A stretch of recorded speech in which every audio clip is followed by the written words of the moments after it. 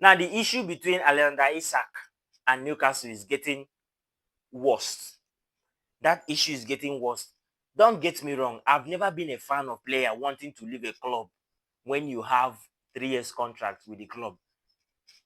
With force, by force rather.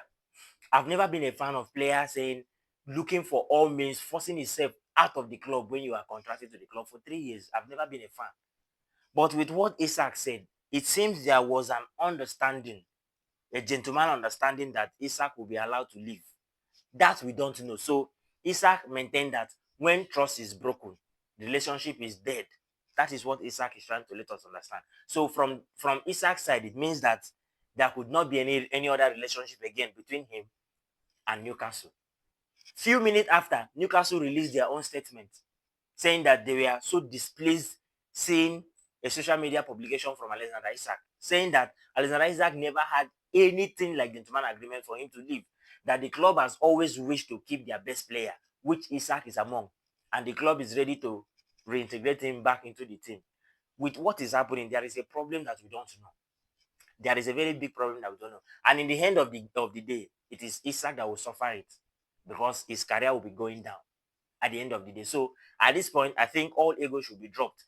Isak need to reintegrate himself back to the team, go back to the training camp, and start training to keep yourself fit, depending on when anything can happen. What's being worst, the worst case being worst, you just play out your contract. When they bring a contract renewal to you, you refuse to sign contract. You just play out and then move to your favorite club when you become a free agent, like Alexander Arnold did. So if this case becomes so worst, Isak, you'll be the one that career will be going down because a player cannot be bigger than the club. You can't be bigger than club that pays you.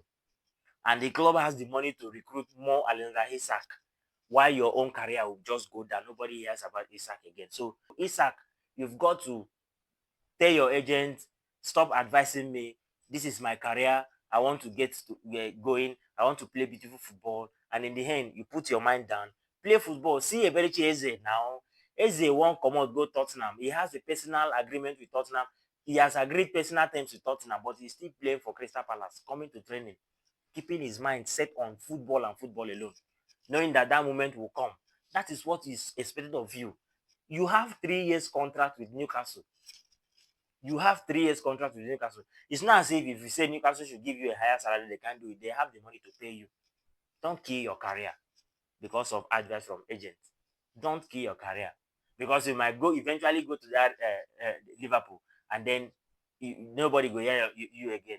Nobody go hear you again. So the two parties involved in this case have released a statement. Isak said relationship was broken. There was an agreement, and then Newcastle saying there was nothing like that. That Isak is their best player, and the club has always maintained that they want to keep their best player for the season. So who won't believe? We don't know. But the only thing I can advise you, Alexander Isak, it is your career that you're killing. If you continue to say, I no go agree, I no go agree, I no go agree. It is your career. It is your career.